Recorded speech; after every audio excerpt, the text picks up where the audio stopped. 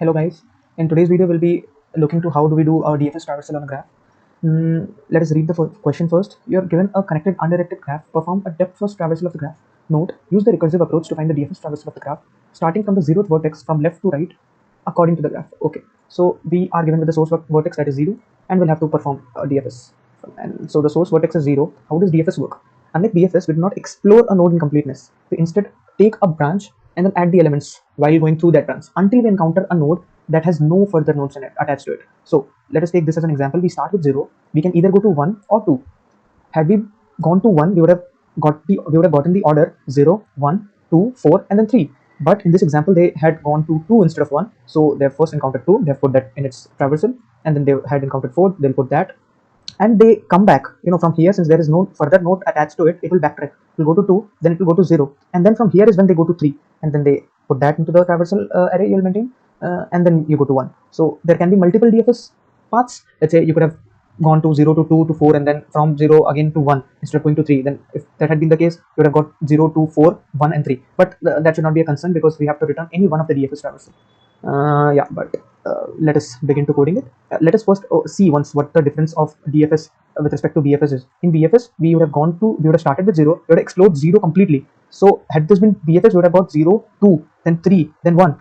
And now after exploring all these, we would have maintained a queue in which we would have put the child of 2, 3 and 1. Since 3 and 1 has no child, we would have gone to 4. That is how we work. We would have first explored 0, then we would explore 2. While exploring 2, we would be putting 4 in the queue, and then we would have come back to 3. Since there is no further node attached to 3 and 1, we would have directly put 3 and 1. So that is how we wouldn't have put anything instead, because since we had already put 3 and 1 in the queue, in the BFS traversal in the beginning itself. So that is what the difference in BFS and DFS is. So the code is very small. We'll start with initializing a visited array of size v to false.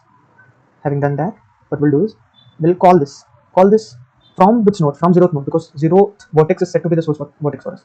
So from 0 we start, we pass visited, and we'll pass the adjacency list. But now we want to return a result of the form vector of int, so we'll declare that as well. Vector of int. No, we will not declare that. We'll have to declare that, because since this being a recursive function, we cannot initialize this to the function. I mean, we can, of course, but then it will be complicated. We will be wanting this to be declared publicly, and then we'll be accessing that in the function. So instead of that, we'll pass this by reference instead. We'll pass this by reference, and then finally after traversal, we'll return the result. Now let us write the function itself. Void DFS. Since we are passing by reference, we do not have to return anything as of now. We'll take the node, we'll take the visited array, and we'll take the adjacency list, and we'll take this resultant vector with reference, because we want the changes to be reflected. So now we'll mark the visited of this particular node to be true. Having done that, we'll push this to the resultant vector that we have taken. We'll push this, and now we'll traverse to its neighbors. Adjacency list will tell us the neighbors of this particular node, and if the node is not visited, only then is when we call the DFS of what? DFS of IT. Rest the same, adjacency list, and rest. Fine. I guess this was all about the DFS traversal. Let me compile this and see if everything is fine. Nope, it is not. So are we missing on something? We're passing this, we're taking this as a reference, we're marking this as true, we're putting this in the resultant. We're checking for the adjacency list if it has a neighbor. Okay, fine. If visited of not node, visited of IT, this should work. If it is not visited, you call for ID. Yeah. We submit this and see. It does work. I hope you would have understood the approach. We'll meet in the next one. Thank you.